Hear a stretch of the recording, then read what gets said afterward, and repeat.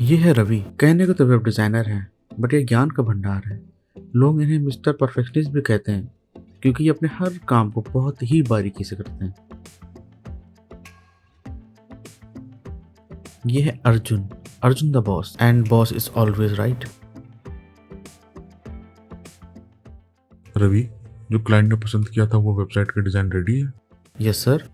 तो उसको जल्दी से न्यू डेवलपर को दे दो। वो डिज़ाइन को HTML और CSS से कन्वर्ट करके ब्राउज़र के लिए बना देगा। ओके सर, अभी दे देता हूँ। न्यू डेवलपर को बोल देना कि क्लाइंट का पसंद किया हुआ वेबसाइट का डिज़ाइन है, बिल्कुल सेम HTML एंड CSS में बना होना चाहिए। थोड़ा सा भी फ़र्क नहीं होना चाहिए, क्योंकि ये क्लाइंट बहुत इंपॉर्टेंट है हमारे लिए। ओके सर, अभी दे देता हूँ। किशन भाई, डिजाइन जैसा बना है सेम वैसा ही होना चाहिए, बॉस का ऑर्डर है। ये है मोहन। इंटरनेट से HTML और CSS सीखकर ये अपने आप को वेब डिज़ाइनर समझते हैं और इनको लगता है कि ये कोई भी वेबसाइट आराम से बना सकते हैं। हेलो मोहन भाई। जी रवि भाई, आपको एक वेबसाइट अर्जेंट बेस पर भेजा है, आप उसको HTML और CSS में कन्वर्ट कर दीजिए। और हाँ, वेबसाइट बिल्कुल सेम होना चाहिए, ये बॉस का ऑर्डर है। ओके भाई, मैं बना दूंगा। देखते हैं क्या डिज़ाइन भेजा रवि भाई ने। अरे, ये तो फोटोशॉप में बनी हुई PhD है, एंड मुझे तो फोटोशॉप आती ही नहीं। अब मैं डिज़ाइन को सेम HTML और CSS में कैसे बनाऊं?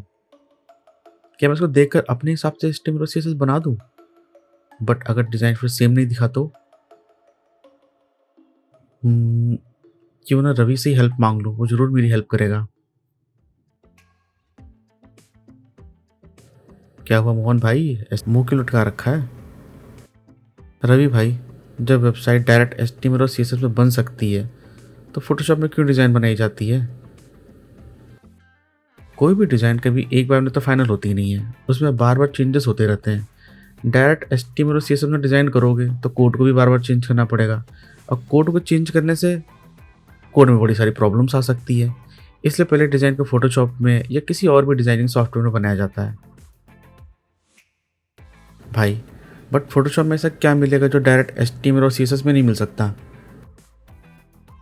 भाई, फोटोशॉप में तुमको क्लाइंट के ब्रांडिंग के अकॉर्डिंग पहले तो वेबसाइट का प्रॉपर साइज़, कलर के कोड्स, फ़ॉन्ट फैमिली कौन सी है, फ़ॉन्ट का साइज़ क्या है, फ़ॉन्ट की लाइन हाइट कितनी है, फ़ॉन्ट का स्पेस कितना है, अलाइनमेंट का क्या साइज़ है, स्पेसिंग कितनी और कहाँ कैसे रखनी है, इमेजेस का साइज़ क्या है, इमेज को ट्रांसपेरेंट बनाना है या नॉर्मल बनाना है, कोई इफ़ेक्ट है या नहीं लाइक होवर या कोई दूसरा क्लिक इवेंट, वेबसाइट का डेस्कटॉप एंड मोबाइल का प्रॉपर साइज़, जिसको रिस्पॉन्सिव वेबसाइट भी बोलते हैं, वो क्या है।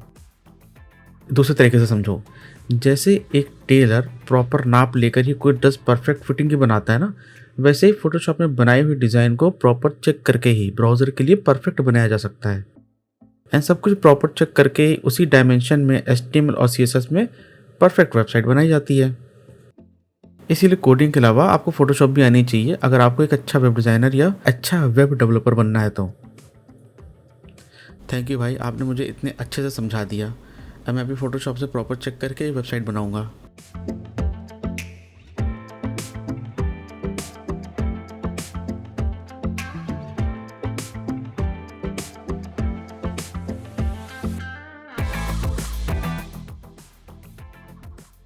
रवि, क्या वेबसाइट HTML और CSS में कन्वर्ट हो गई?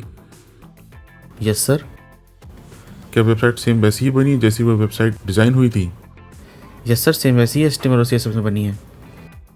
ओके, मुझे सेंड करो, मैं क्लाइंट को भेजने से पहले चेक करना चाहता हूँ। लैपटॉप पर तो अच्छी दिख रही है। अरे वाह, टैबलेट में भी अच्छी दिख रही है। वाह, मोबाइल में भी बहुत अच्छी दिख रही है।